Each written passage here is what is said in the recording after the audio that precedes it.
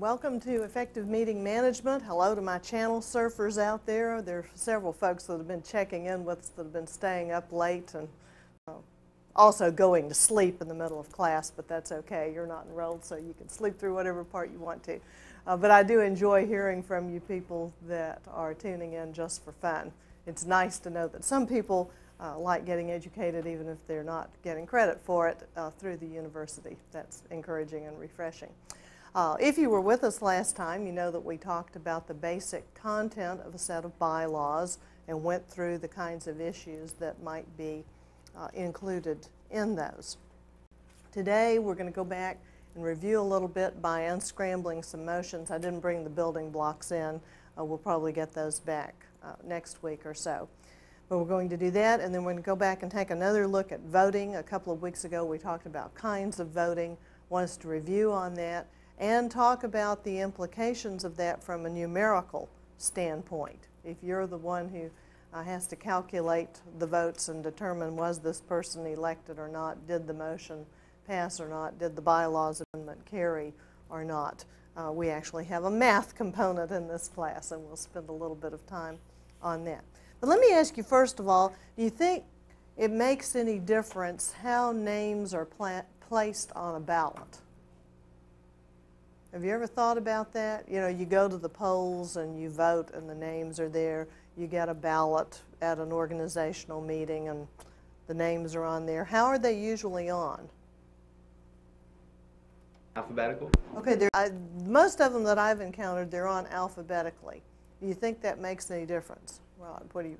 For lazy voters, they might, you know, see the first name and just bubble it in or circle it or whatever. Okay, for either lazy or uninformed voters who want to go through the machinations of voting but don't really know the candidates, that could be a factor. Is there a way that would be any fairer? If you were in charge of putting the ballot together and someone just said, get us some ballots for this election, what would you do? Biased and want to put the incumbent's name first. Okay, you think you'd want to put the incumbent first. Well, that's one way to do it. I'm not sure it's inherently good or bad. What else could you do?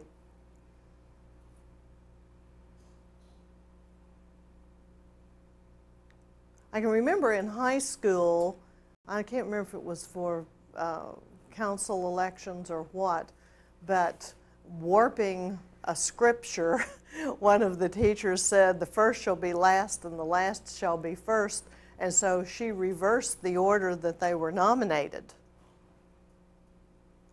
Now, I don't know if that made any difference in the election or not, but she took the names that were nominated, like I said, and then reversed them, and we voted backwards.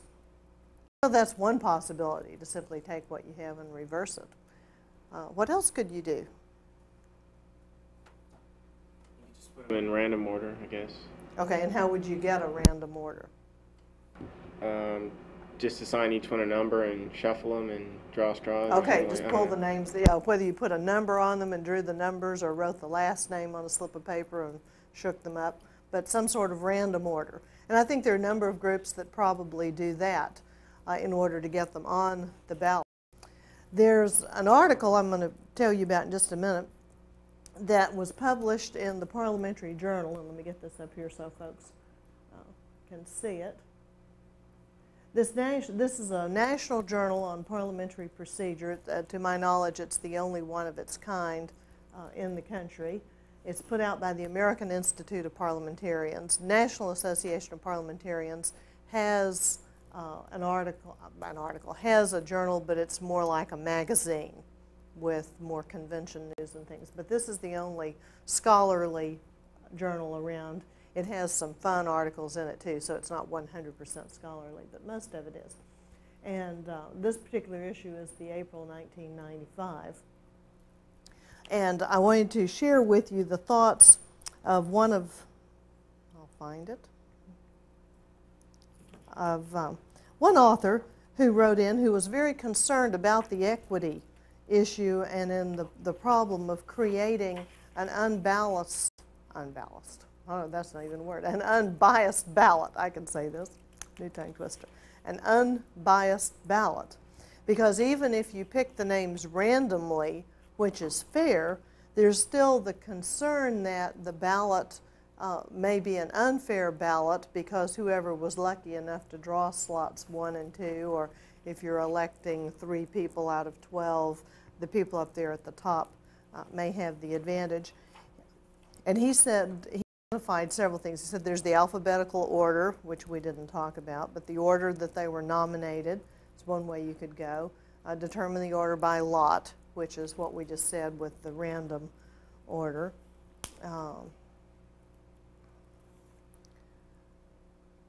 And then he had a real strange system that I've never seen anybody use, and probably wouldn't. And I should say this is a Franklin McKechnie, I think he pronounces his name, who is both a medical doctor and a professionally registered parliamentarian.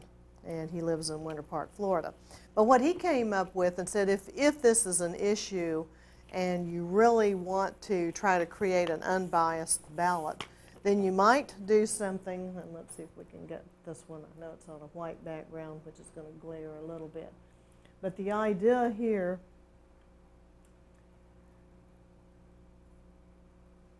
is to put the names on the ballot in such a way that there's no top or bottom to the ballot. And then you would put your X over here in one of these boxes. So this says M. Jane Doe. I know it's a little hard to read, and we won't have it up long. But Jane Doe, the different candidates' names are in all of these various slots, and you could either write it on the side or you could have a line running out that way. But theoretically, no matter which way you turn the ballot, you know, there wouldn't be a top or a bottom to the ballot. So I don't know, that's a lot of trouble. We'll come back to this thing in just a minute. We would be going to a lot of trouble to create a ballot that looked like that. But at least the idea is an important one, that you want as unbiased a ballot as you can possibly create, if you think that's a problem within the group. Okay, we'll be talking about voting more a little later on. Were there any questions left over last time regarding the bylaws? Yeah. On the others added section of the bylaws, that was after Article 10, would you create the Article 11, Article 12, and so on? Or Oh, okay, that's a good question. No, normally the last 3 articles, even if they're number 25, 26, 27, are the indemnification, the parliamentary authority. Well, indemnification would be in the 4th slot. But anyway, the last 3 are the parliamentary authority, the method of amendment, and the dissolution clause. And if some of those others were included, they would go back in like Article 7 or Article 9. In fact, go ahead. What I gathered from the tape was that, at least from the beginning, it doesn't, none of these all these have to be included in some way, shape, or form. The ones that I listed, Robert says should be on there. The name, object, membership, officers, meetings, executive committee, committees, parliamentary authority, a method of amendment, dissolution. Did I skip one? I think I got them all. I didn't know I was going to give myself a pop quiz here. Those 99% of the time you'll have all of those categories. There might be an exception somewhere if you didn't have an executive board. But the order in which they're in isn't that important, except for the last 3 being. It makes good sense to put them in that order. If you started talking about the officers before you talked about the membership, it would be kind of confusing. What are these officers in charge of? Or if you started talking about the board of directors before you talked about the membership, it would look like the bylaws were creating a board. And sometimes they do. I'm on one little board that has between 11 and 14 people on it. And depending on whether all the slots are filled at any point in time. But the bylaws that we have are only about 4 pages long, and they're for that board. and they're the governing document for it. They talk about how the directors are elected on 3-year terms, staggered terms, and so forth. And we might insert here that when you have that kind of a provision with staggered terms, the first time you elect those directors, you just draw straws to see, elect 9 people, and 3 have a 1-year term, 3 have a 2-year term, 3 have a 3-year term. That just draw straws.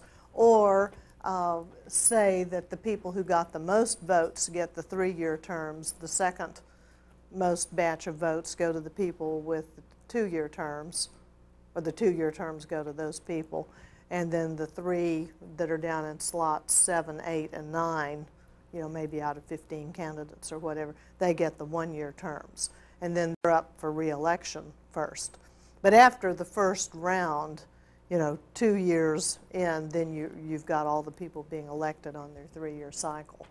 And you don't have a problem after that. If someone resigns, then you would elect to fill that slot. If someone resigns on a faculty senate term here or on this board that I'm referring to, if I had served 2 years of that term and for health reasons, personal reasons, whatever, couldn't continue, then they would elect someone to fill that 1-year slot. Now sometimes you have in the bylaws a stipulation that says that a person can serve no more than 2 terms. So then it becomes a question, if you're on a 3-year term and you don't serve the whole term, if I leave and George is elected for that 1-year term, then does he get 1 more 3-year term, or does he get 2 more 3-year terms so that he actually serves 7 years? Any idea what happens there? I assume since it's a new person, it starts over. The term. Okay, what if he serves 2 years? Is he a new person? If you've served 2 years of a 3-year term. Okay, maybe let's say 2 out of 3 years would be considered 1 term. Yeah. And one out of 3 would probably not be considered a full term. Okay, good guess. Or you read it and it's in your subconscious. Robert says if you've served more than half of them, we're talking about the general here, Robert's Rules of Order newly revised. If you've served more than half of the term, whether it's 1.5 years plus a day, I'm not sure how many days that is, on the 3-year term, or if maybe it's a presidency and it says the president is limited to 2 1-year terms and the president resigns, dies, whatever, and the vice president takes over. If the vice president has served more than half of the year, more than half of the term, they can only stand for election for 1 more year. But if it's been less than half, or half then less, half then less, half, what am I trying to say? Half or less, then, I've got too many numbers going through my head because of some things we're going to do here in a minute. If it's been half of the term or less than more than half, how's that for phrasing? Then you're eligible for 2 terms. So you could have a person who actually ends up serving 2.5 terms in the office. But anyway, that's where the drawing line is unless the bylaws say otherwise. Okay, I brought back again the bylaws of the American Institute of Parliamentarians, and these are included in the directory. It's not an unusual thing for an organization to publish their annual directory and include the bylaws in that so that all the members of the organization have a copy of the bylaws. I would not want to belong to any organization that I could not put my hands on the bylaws and at least take a look at them once upon a time. And years ago there was a group that was a subset of the National Speech Association that solicited membership. Here's a new, well, they weren't that new, they've been around 8 or 10 years, but they were trying to build their membership base. And so, here came the little form, please check this, pay your dues, be part of us. And I wrote back to their national secretary and I said, you sound like an interesting group, would you send me a set of your bylaws? And because I wanted to see what their purposes were, how long their officers served, was I committing myself to any additional commitments? You know, if you become a member, do you promise to serve on 3 committees for the next year? You know, what are you getting into here? And the secretary wrote back and said, it's not our policy to distribute the bylaws to the members. And so I wrote on the form, it's not my policy to join organizations that I don't understand their structure, purpose, etc. So I went to some of their programs, and those were nice, but I never did pay my dues with that group. Because your bylaws are your contract between you and the organization. You know, and they may sometimes say things like we talked last time, that if you become a member of this group, you may not join another similar group. Now, the 2 parliamentary national organizations, the 2 big ones, there's some other smaller ones too, are very cooperative with one another. They have similar goals, but they kind of reach a different segment of the population. But neither tries to tell their members what they can or can't do. You know, whereas sororities and fraternities will tell you if you belong to one, you can't, generally, if you belong to one, you can't belong to another. And so if those things are important to you, you need to know that, you need to read the bylaws and find out what you're getting into. Okay, I thought we might just run through some of the articles and subsections of AIP's bylaws. You don't necessarily have to write these down, but if you hear something that appeals to you that you think you might use in your take-home exam, that you might use in some organization that you work with, then, you know, make a note. But there's no point that I'm going to say, can you spit back out to me all the articles that are here. But because this is an organization of parliamentarians, they are really meticulous about things. I mean, they have standing rules and they have all kinds of stuff, as you're going to see. So let's thumb through some of this, chat about a bit of it, and then we'll see also how there is a difference in the vote required in order to modify parts of the document. So Article 1, as you might expect, is name. Article 2, purpose. Article 3, membership. Now, membership breaks down into 7 subsections. Section 1, eligibility. You know, who can be a member? Well, anyone interested in parliamentary procedure is eligible for membership. Okay, Section 2, instatement. Any person eligible for membership may become a member by completing the application form and paying the annual dues. Section 3, membership classifications. The classes of membership shall be, and each one of these is defined, individual, institutional, and then they also have senior life and honorary life, but these are really defunct categories that they don't use anymore. But sometimes when you form a group or you modify a group, you may discover that there are people that have been given rights that you no longer wish to give to anyone else. For example, Section 3, subsection C says senior life. Senior life membership shall be limited to those who held this classification prior to August 11, 1974, and who retain all the rights of a dues-paying member. And otherwise, you know, and I don't even know what that is. I don't know anyone. I don't know anybody that has that. I certainly didn't have it. But anyway, apparently way back when in the founding, or not the founding days, but the early days of the organization, there were some life members who had certain rights, and they're not doing that anymore. But you can't go back and undo something that's been granted. You know, if you've been given life memberships in the XYZ society, then no matter what we do to the dues, even if we abolish life memberships now, you still are entitled to yours because you got it fair and square. And so you're grandfathered, as it were, and you keep those rights. If you paid a life membership fee of $100 and now the life membership fee is $500, they can't go back and charge you the extra $400. You got it when it was $100. Texas Speech Association brought in a lot of life members 8 or 10 years ago, just before the increase went in. You know, they were going in at the close. They adopted a number of bylaws changes that would go into effect at the close of the convention. And the executive secretary kindly and astutely said, let me point out to you folks who pay your dues today, you know, before we adjourn tomorrow for the next year, that you can still get in at the old rate. And boy, people had those checkbooks out in a hurry because it became a good deal. Okay, there's an honorary life category, and that's limited to the people who had that status prior to August 20th, 1990.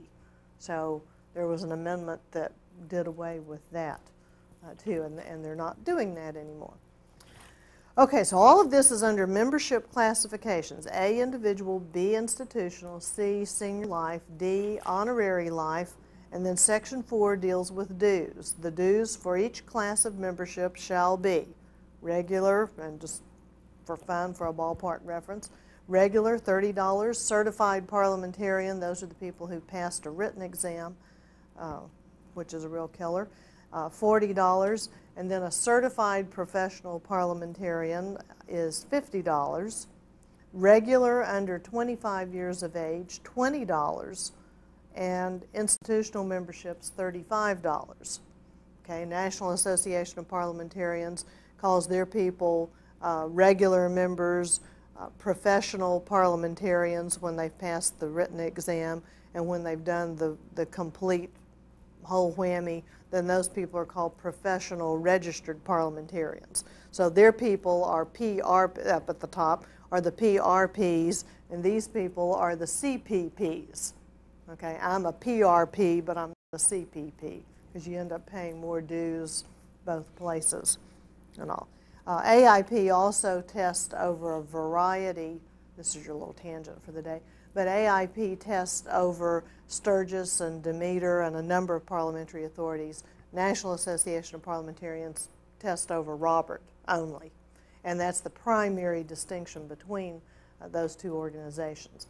In reality, it doesn't prove to be a really big deal because, as we've said before, about 90-95% of the country uses Robert anyway, and AIP even uses Robert as their parliamentary authority. But they take into account the other authorities, and there's some things in their standing rules that are exceptions to Robert. And you can do that. You know, if you make rules that are exceptions to the parliamentary authority, those take priority. Okay. Section 5, we were on Section 4, which is dues. Section 5 is the membership year. Doesn't matter particularly what it is, you just need to agree on it and write it down somewhere. Some groups do the membership year from the time you pay your dues, it just runs a calendar year, but most groups will say it's the calendar year, you know, January 1 to December 31st, or it's April 1 to March 31st, and it coincides with their fiscal year. You can do it either way. Kind of depends a little on what kind of headquarters you have, what kind of staff the executive director has.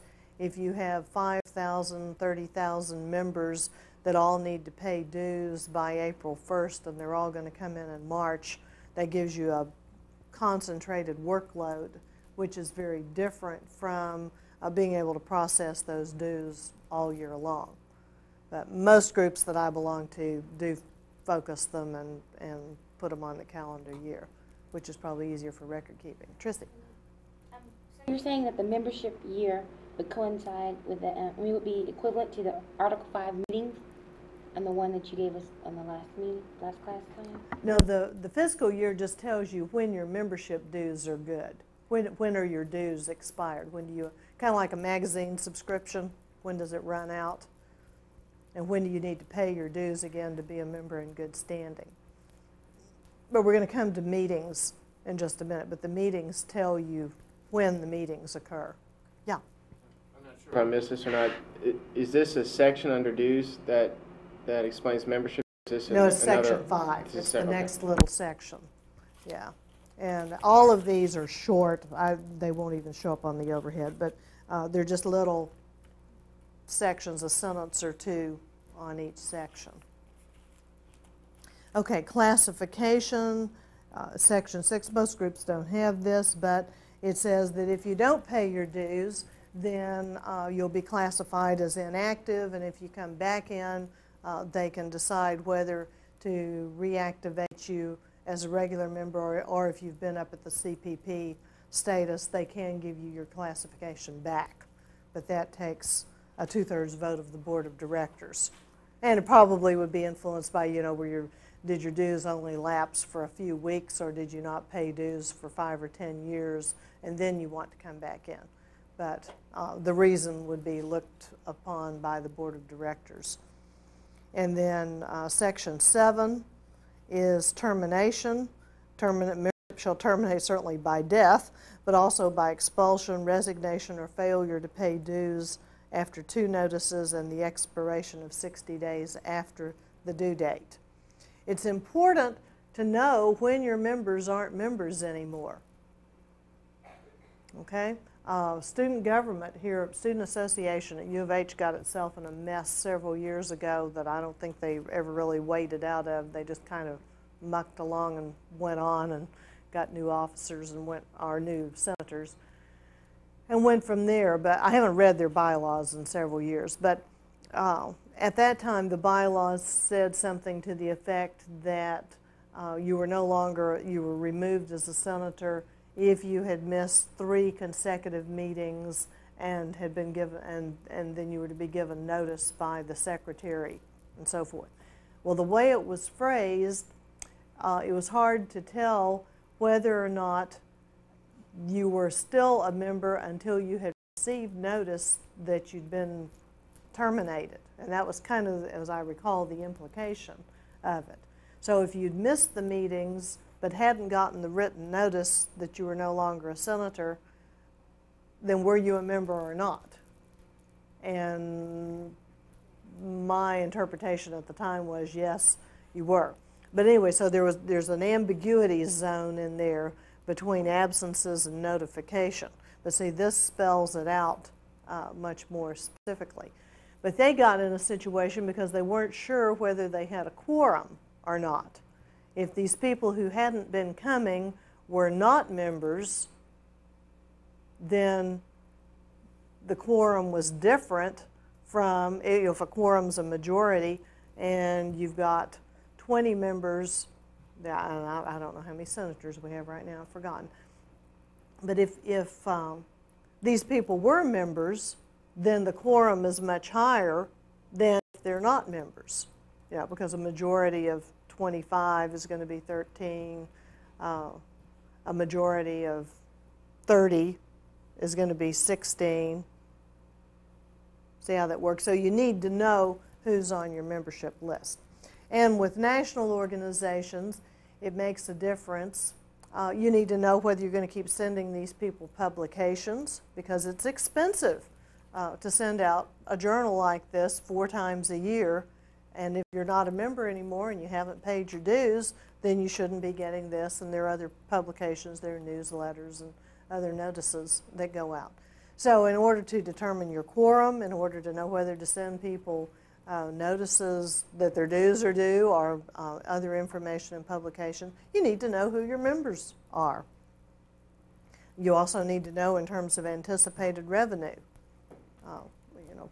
what you have going on there. Okay, don't want to bog down in that though. Okay, typical Article 4, officers. Section 1 names the officers. The following shall be, first vice president. They have a first, second, third vice president, a secretary, president of course, secretary and treasurer, and then also counted as an officer in this group is an accrediting director, because this is the person that has the major primary responsibility for certifying parliamentarians. And they view that individual and that responsibility as so significant that they make that individual an officer of the organization. But we talked last time about how there may be all sorts of people, from the Supreme Basilius to the Supreme Anti-Basilius to the Tamius, the Grand Counselor, the Grand Worthy Advisor, the Super Duper trooper, I don't know. You know, you can call your officers whatever you want to, but that's where you specify them in the bylaws. Section 1, who are the officers? Okay, you may do terms of office next. In this case, they did Section 2, eligibility. Who is eligible to be an officer? And this says a person shall be a member of AIP for at least 1 year to be eligible to be elected to office. Now that's a pretty open, wide, and flexible policy. There are other organizations that will say something like you must have served on the National Council or the National Board of Directors or whatever they, you know, whatever you're calling that big national group. Must have served on the National Council a minimum of 3 years, a minimum of 6 years. And it depends on the group and what kind of responsibilities the officers have. You know, and with the sororities and fraternities, for example, there's usually some pretty stiff criteria in there just because of the knowledge that's required. You wouldn't want someone who, I don't think, there may be a group out there somewhere I haven't encountered yet, that would want someone who is a sophomore at a university to be elected national president. You know, they just don't have the experience and the repertoire of experiences to be capable of dealing with that. So it's very often that you'll find in this section either, or in this article on officers, under one of the sections, some stipulations about the eligibility requirements of the officers, and this is where they belong. Under terms of, then section 3 is term of office, and in their case they have distinguished between the officer's term of office and the accrediting director's term of office, and we won't go into that, but there's some differences there. Section 4 is vacancy. What are you going to do if there's a vacancy? And particularly if you're talking about a national organization or even a state organization. It's increasingly important there, but even if it's your area civic club or gardening society or whatever, what are you going to do if there's a vacancy? Someone resigns, whether it's personal reasons, health, whatever.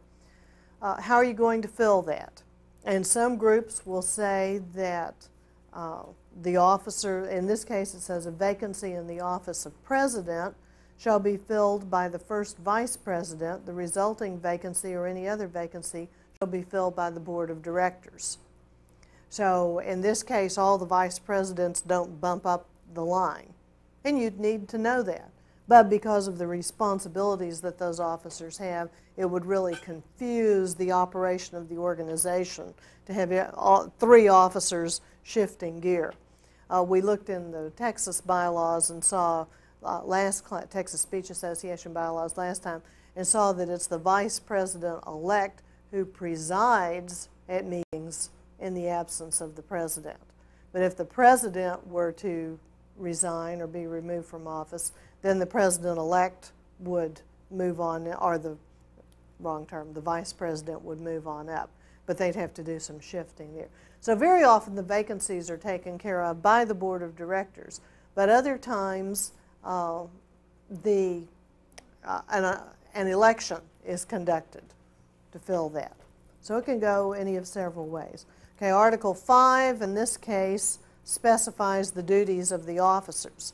Now the sample we looked at last time, a short job description just went with the naming of each officer, and those were handled as sections in the article on officers. But in this case, because they've got a lot of duties specified that are unique, and we won't go through those, Article 5 deals with the duties of the officers. Article 6 deals with the executive director. And this is a person who is employed to manage the national headquarters in Maryland and is employed by the board of directors. But the executive director has some very specific, the term of office is defined, there's some duties that are defined, certain responsibilities are defined. And those are important enough, significant enough that they're spelled out in the bylaws. Okay, in this case, and this is one we didn't talk about before, in these bylaws, Article 7 deals with sessions. the annual session or the annual meeting, and there's some so Article 7 session, Section 1 annual session, and then Section 2 special session, like a special meeting. Section 3 notice, what kind of notification do the members have to have? Because it would be rude to call a national convention an annual. Usually a convention is of delegates, and an annual session is just a meeting of all the members. So an annual meeting, an annual session. And if it's a session, it's made up of several meetings. So we're kind of playing a little semantic game here, but if you're wondering why this is called the annual session instead of the annual convention. But there are a lot of groups that call their meetings the annual convention when what it really is an annual session. So usually convention is delegates, session is members, but most people don't know that, so they call the annual session an annual convention. And it's okay as long as everybody's happy. But anyway, their annual session, their special session, how do you get those called? What kind of notice needs to be given? Most groups will say at least 60 days notice.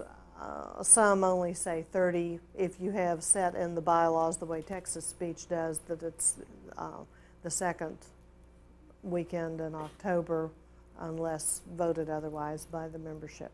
Quorum is put in here. Section 4 is quorum. Okay, Article 8 is the Board of Directors, and the information on AIP's Board of Directors runs for about a page and a half. Section 1, the duties. Section 2, the membership, and this has a limit of no more than 24 members. And at each annual session, the members shall elect up to 16 directors. Officers shall become directors at the beginning of their term, of the officer's term. So, but anyway, the membership. Section 3, nominations. How are you going to get those? Number 4, the term. The directors serve one term or until their successors are elected. It's very important when you're talking about terms of office, whether it's the officers, the directors, whomever, that they serve X amount of time or, rather than and. You're going to say or until their successors are elected.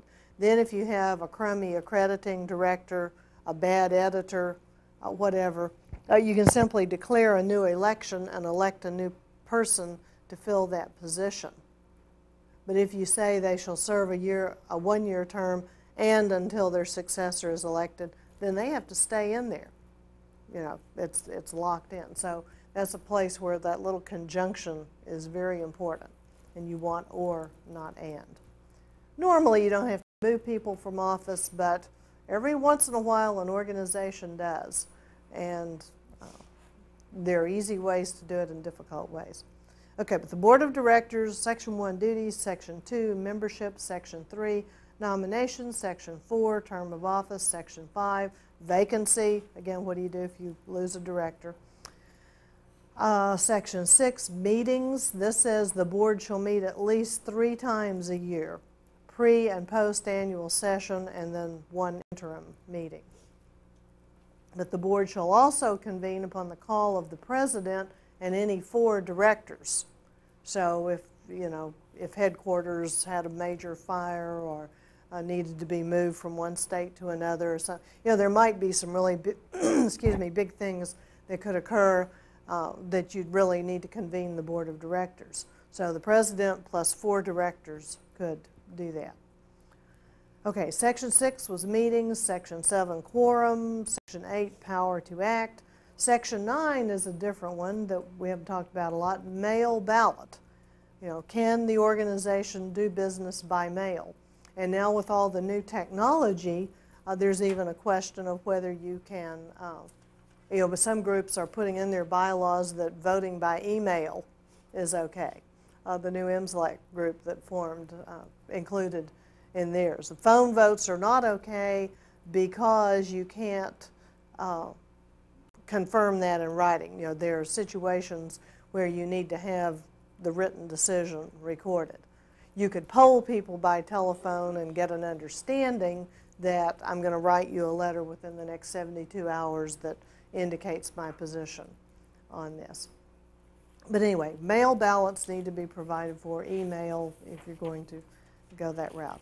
Okay, in these bylaws, Article 9 is the Executive Committee. And again, it goes through duties, membership terms, vacancy meetings, notice, and quorum. Same subsections again. This group has an advisory counselor. They have counselors who serve as the advisory council. So Article 10 is the advisory council, its purpose, its membership, the election and tenure of those people.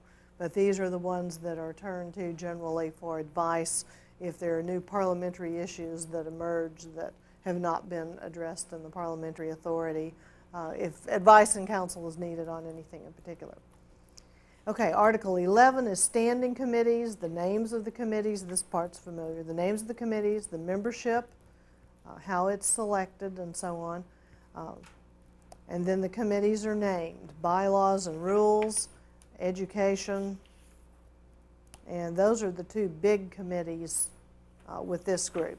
But Texas Speech, as we saw, has a whole string of committees. I think their standing committees. They have that committee to nominate the nominating committee. They have the nominating committee.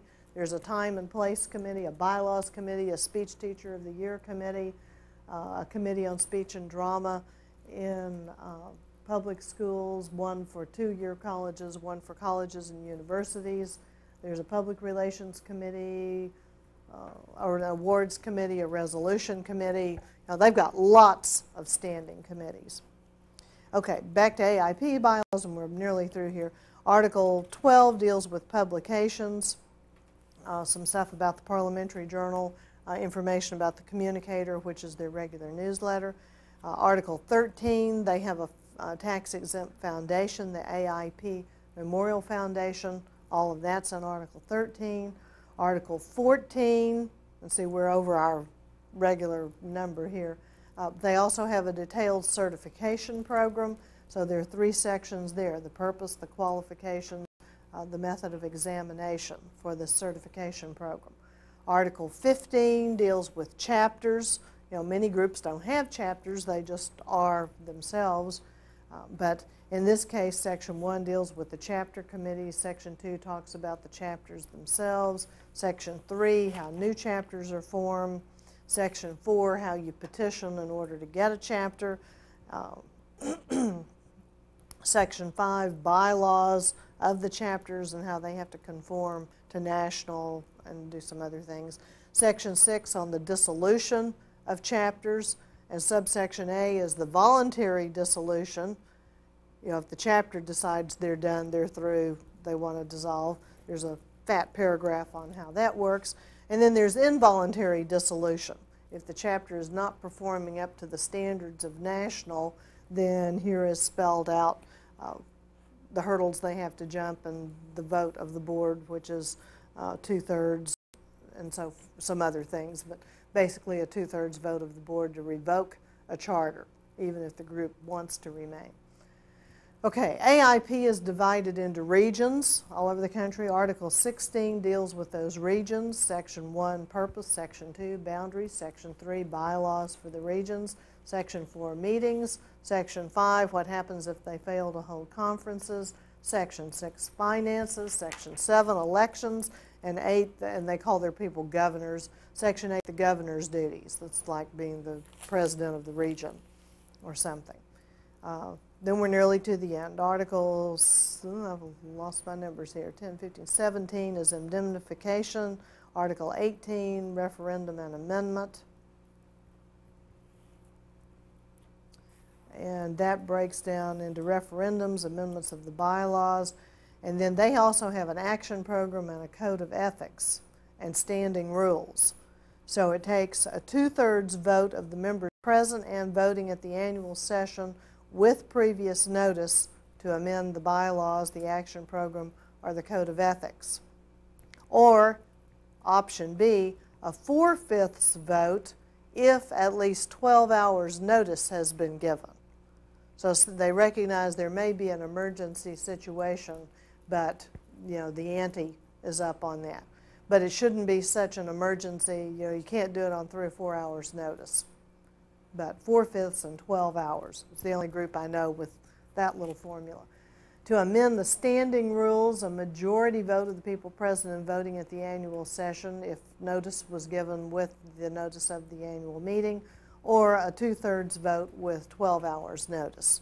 Normally, standing rules in your local club would take a majority vote, according to Robert. Okay, and then amendment of the standing orders, majority vote of the people present and voting, even if there was not previous notice. And then they go into a whole section on standing rules of procedure, the rules for the order of business, rules for standing committees, rules for the conduct of elections, and under standing rules is where they have their parliamentary authority and a minutes approval committee. And one way to get minutes approved, instead of having the whole group do it, is to appoint a committee of 3 people to review the minutes at the close of the convention. And you take the word of that group that, yes, the minutes are in good shape. Then you can go ahead and mail them out to the people. You said they were meticulous, and obviously, because they're parliamentarians, are I know you showed some other sets of bylaws, but the average set of bylaws are not going to be well, I'm not going to say anywhere close to that long, but. Oh, but you're right. Okay. Yeah. A simple set of bylaws like this little board that I'm on, I think those bylaws run 3.5 pages. And that's enough. That's all we need to operate. We don't have chapters. We don't have regions. We don't have indemnification clauses. None of that stuff is applicable. But now the IMSLEC group that I was talking about last time, the International Multi-Structured Language Association, I think I got that right. And if you're listening out there, I apologize. That's why acronyms are so useful. Their bylaws, this is, was the first annual meeting of that group, and those bylaws were 15 or 16 pages long like these. But that's because they're new and they're being very careful to say everything that they once said and to get it all down on paper. So there's no doubt about what's going on for the people who are coming in. I suspect as time goes on, they'll find ways to amend that and more concise statements. They've got probably 10 or 15 purposes listed right now that are very specific. I think those will probably merge into some broader philosophical statements once their membership is stabilized and it's kind of inherently known and passed on through tradition who they are. Do you have a follow-up question? Yeah, so what you're saying is pretty much the size and the reach of the organization would dictate the length of the bylaws? Yeah. And whether or not you have all these administrative layers. If you have several layers of bureaucracy, then you have to spell all that out, how your regions are going to work, and if the regions elect delegates to an annual convention and all those kinds of things. And that's just much more complicated than if you're a book reading club or a horticulture group, or, and the main thing is you want to say who your members will be, what the dues are, how often you'll meet, and agree that your goal is growing happy plants or reading at least 1 book a month. Okay, then they have standing orders that include the emblem of the organization, the colors. There's an annual memorial lecture that's given. That's in honor of one of the founders. That's in there. When the dues notice shall occur, how the accrediting committee shall be made up and function, the fiscal year, some guidelines for the chapters and the regions. There's a new member kit that goes out. All this kind of stuff, some specifications on the annual session report, specifications of the AIP directory, which is what I'm reading from. Anyway, there's just a whole string of little nitty-gritty, it's like an operations manual, but those are put under standing rules. Then they've got a code of ethics that they publish. That's a 1.5 pages long. And then they have some rules for handling complaints and reporting ethical violations. And there's a procedure for that. You know, if one of us did something that another considered to be highly unethical that we heard about, then we could report that, and there's a process for censorship and appealing and disposing of that and so on. So, you know, your bylaws may be 15 or 20 pages long. They may be 3 or 4 pages long. Usually it takes at least 3 to get the parameters of the group defined. Okay, let's shift gears. Let's go over here and look at, did you have any follow-up questions? Okay, let's go over here to the visuals then and look at some motions. And we were working with these kinds of things with our building blocks before. Assume, if you will, and you may want to jot these down on a piece of paper or just get something you can work on to unscramble them. If all of these motions had been properly made, you know, maybe you're a messy presiding officer and as different motions were made, you were jotting them down on a little piece of paper. You know, okay, got previous question. And you were stacking them up in front of you, and then all your notes fell into the floor. Or somebody opened the door, a gust of wind came through, whatever. Okay, you know that all of these things were properly made, but now it's a question of which one are you going to handle first. You'll remember that we have to get a main motion. I hope I put one on there.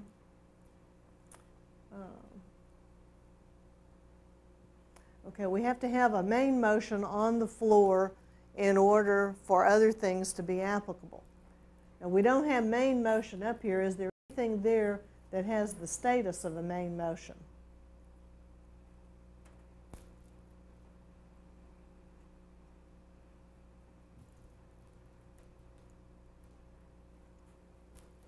Trissy?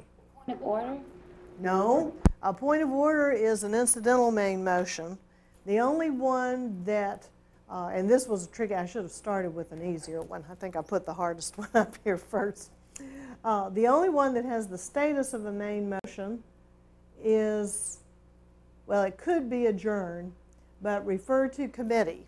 And that would be, really should say create a committee. But a motion to create a committee would have high priority. Or, no, scratch that phrase, would have been made as the first item of business on the floor. So let's play it out. Remember we said if the motion to adjourn is made when there's no main motion pending, it has the status of a main motion.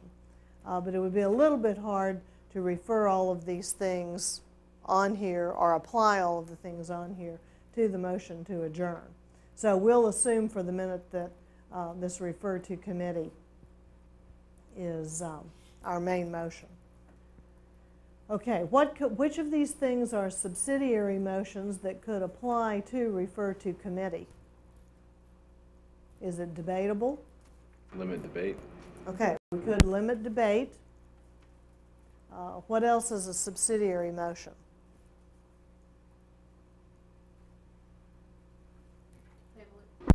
Okay, table is. Anything else? Division question. No, division, the question is a request. Okay, previous question is subsidiary. Okay, which ones are your privileged motions? Question of privilege? Question of privilege, okay. Adjourn. Adjourn, good. And what else?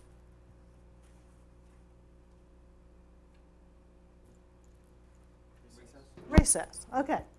Out of those privileged motions, which ones are, what's the most important? Adjourn. Okay.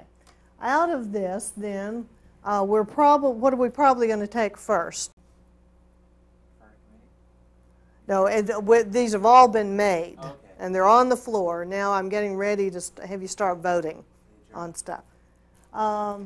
Okay, I would probably take the point of order first to make sure that we hadn't made an error in process, okay, that nothing was wrong, but that's not a ranking motion.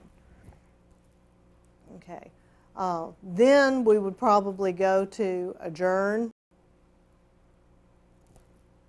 Then what? Recess, okay. Then what? Okay. And after that? Let's see, let me get a little wider. Question? Okay, this one, let's just put a little star by it. It's an incidental motion too, like the privileged motion. And so probably you would have taken care of it as soon as, whoops, pointed the wrong way. Where did my, should have gone down. As soon as the refer to committee occurred. And what might have happened would be that that main motion was made. Somebody said, I move that we refer this to a committee to be appointed by the president to consist of 5 members and to report back by December 1st. And someone requests that we divide the question because they think December 1st is too soon to report back. So that one would kind of pop up and be taken care of. Okay, question of privilege, then what? Table. Okay, table has the next highest rank, and then? Previous question. Previous question, right. Then? Committee. Oh, you missed one. Limit time. Limit debate time. doesn't, yeah. Okay, so the limit debate's going to get a 7, and the refer to committee is what you'll actually vote on last. And if we'd had a main motion, which we'll just add down here, then the main motion would get a 9. If there'd been a main motion to paint the trash cans and somebody moved to refer that to committee, and then they moved to limit debate on whether or not to refer it to committee, and somebody moved the previous question, you see how they would occur. They would initially happen 9, 8, 7, 6, 5, 4, 3, 2, 1 with the incidental motions, and you could put a star by the point of order or an asterisk by the point of order as well, because you're going to take care of those incidental motions as they arise.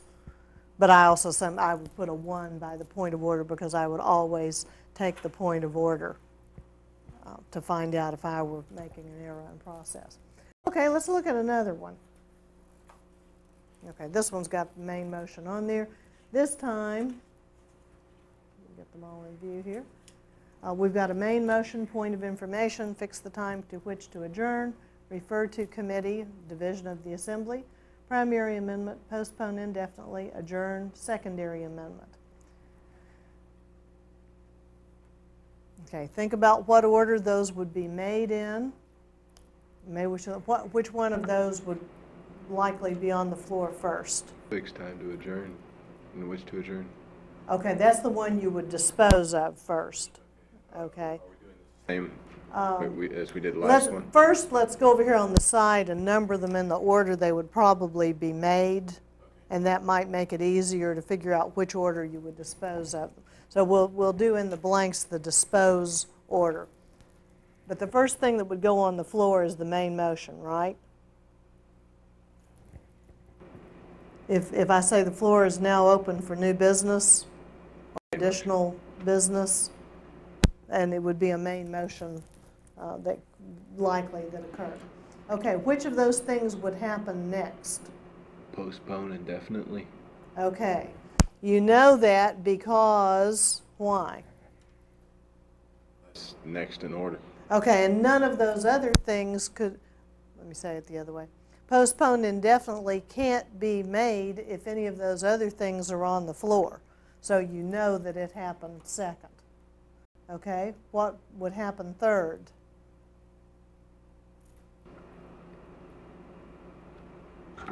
Refer to committee? Maybe, depending on what those amendments refer to.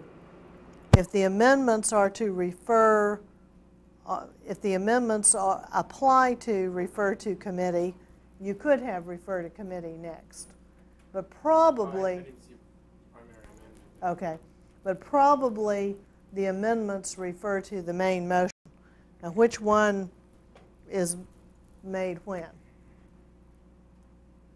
If I say I move to amend the main motion by striking out such and such words, is that a primary or a secondary Primary amendment? motion. Okay, that's the primary amendment, right. So that would come up next. What's a secondary amendment? Changing the wording in the primary. Okay, the secondary amendment changes the wording in the primary amendment, so that would have happened fourth. Okay, then what probably happened? Refer to committee. Refer to committee. Okay, then what?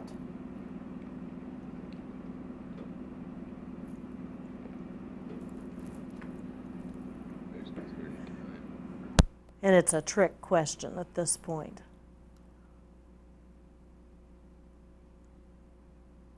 What could happen next? Postpone indefinitely. No, we already got that one second. Point of information. If you can see the little numbers there. Okay, any of these other three things could happen next. Point of information and division of the assembly are both incidental motions. And anywhere in this whole process, somebody could have said point of information, at which point we would pause and say, state your point of information, and we'd find out what they needed to know. How much money is in the bank, how many people are in the room, what time is lunch being served, whatever they wanted to know. So that could pop up at any time. Division of the assembly would occur at any point a vote had been taken. So you can't tell by the amount of information on this piece of paper how that worked. Okay, and so then of the ranking motions, adjourn would have been the last one made because it has the highest priority among those. So, okay, all of this stuff has been made, it's on the floor, it's pending before the assembly. We took care of the point of information division of the assembly. We'll take those off for right now. Okay, what are you going to do first? We're getting ready to vote. Now, somebody said, I move the previous question on all pending motions, and by a 2/3 vote, you adopted that and ordered the previous question on all pending motions, and now we're getting ready to vote, bam, bam, bam, bam, right down the line. What are you going to vote on first? Whatever's at the top, adjourn. Which one's at the top? Adjourn. Is it?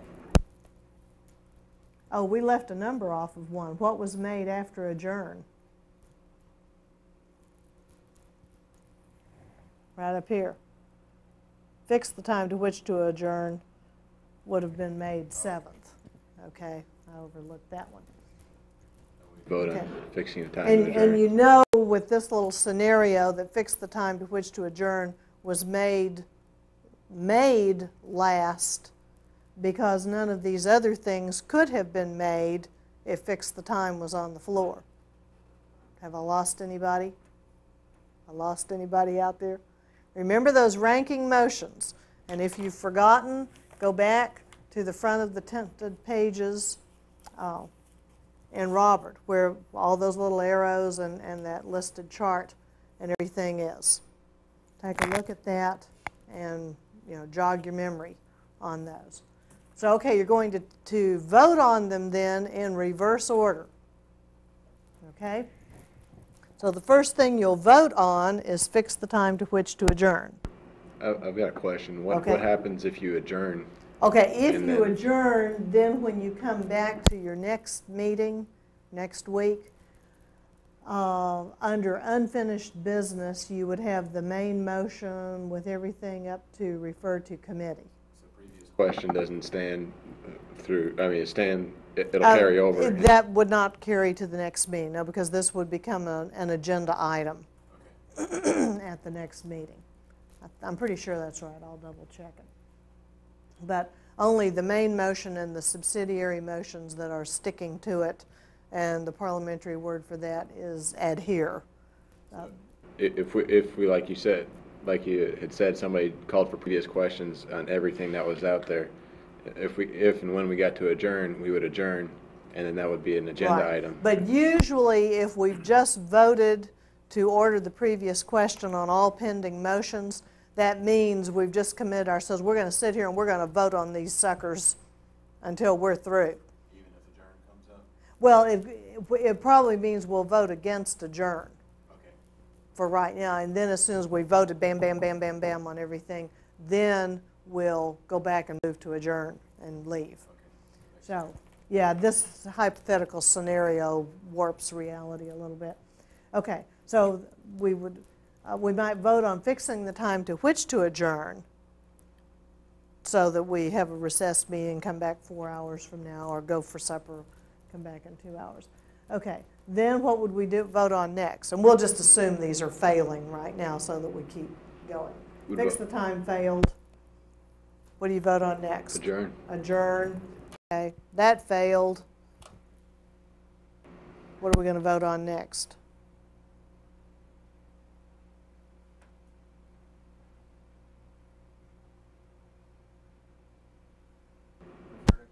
Right. But we didn't refer it. That failed. What are we voting on now? Postponing indefinitely. No. The secondary amendment? The secondary amendment, which accidentally came up for.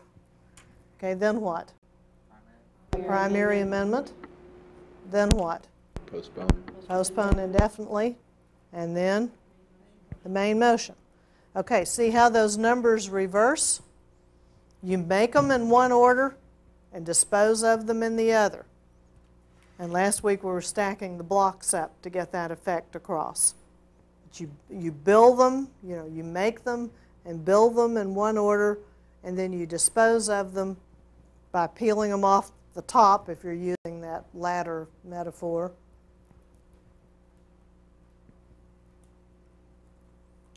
Okay, maybe we'll do a couple of these next time. Let me save 2 of these. I want to go back and get you thinking about the teller's report. Again, we can tidy up a little bit here.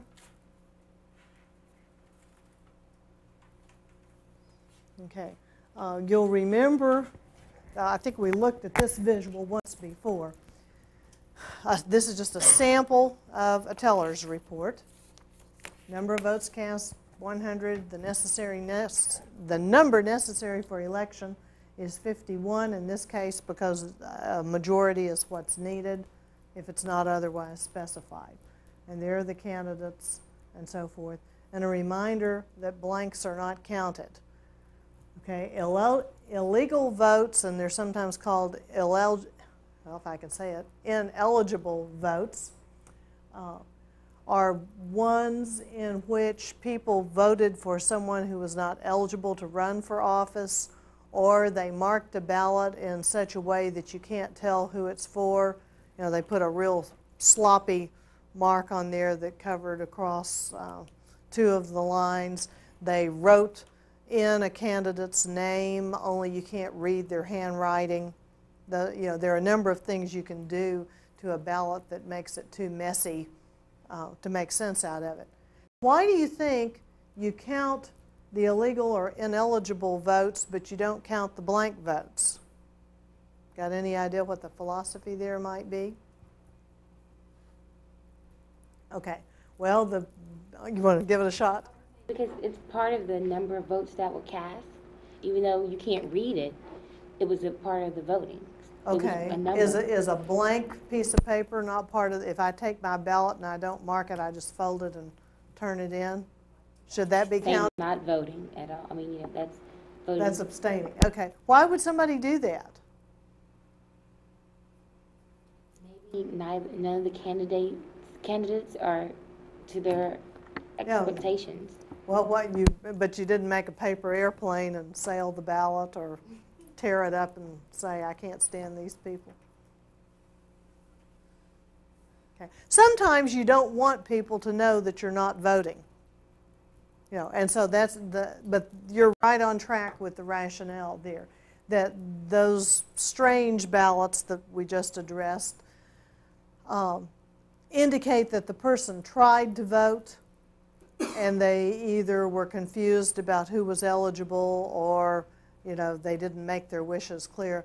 But the idea is they did try to vote. They cast a vote. It just wasn't in order that it should be. Maybe they voted for someone who's not eligible to serve another term of office. But the blanks, the assumption is that if you turn in a blank piece of paper, you are intentionally abstaining. Normally, you don't count the abstentions unless the group calls for it, or if you need to show the abstentions in order to verify that a quorum was present. So there are a couple of reasons to show abstentions. But in a teller's report, you don't do that. Okay. Now, you need to know, let's see, we'll come back next time. We're going to go back and look again at bullet voting and proxy voting and some too. Okay. How many people are necessary for election here? Let's look at the top part of this first. 100 votes were cast, and here's Adam Smith, Jones, and so forth, and you've got 5 blanks. How many are necessary for election?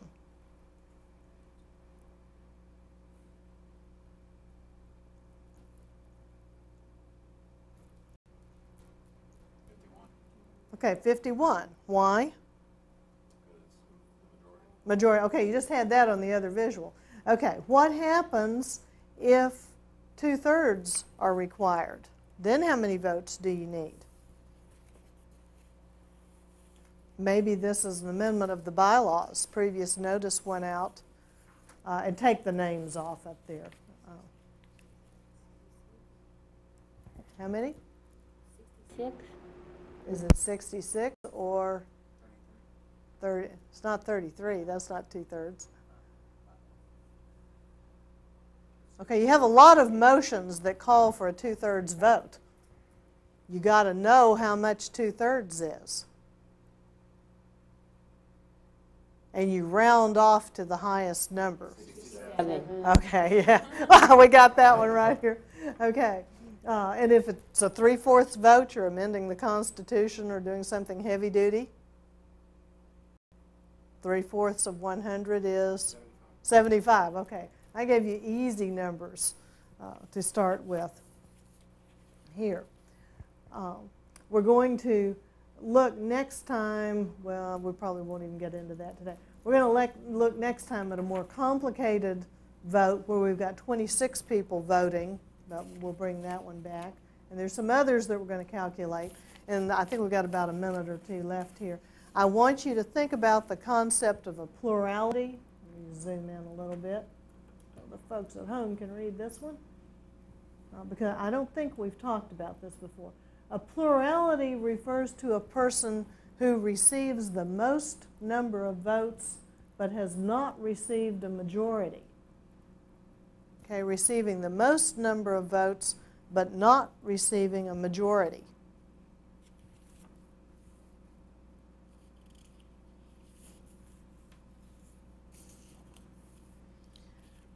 And there are times, well, with the new board that was forming with the MSLEC group, they had to elect 3 directors to the board.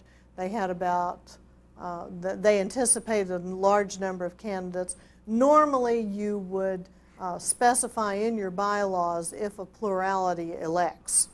If it's not specified in the bylaws, then Robert says each candidate has to have a majority of the votes. And that can get you into runoff after runoff after runoff. So if you're in a situation, whether it's a city council election or new directors on a new board, any situation where you anticipate a large number of candidates, it may be useful to specify as part of the election procedures or to, once your bylaws are set up, to have it in there that election by plurality works, and that way you would just take the candidates with the highest number of votes, and those might be very close together. Okay, next time we're going to look some more at voting procedures and calculate some results of votes, some of which will involve pluralities, 2/3, and so forth. So kind of brush up on that section of the book if you need to. Bye-bye.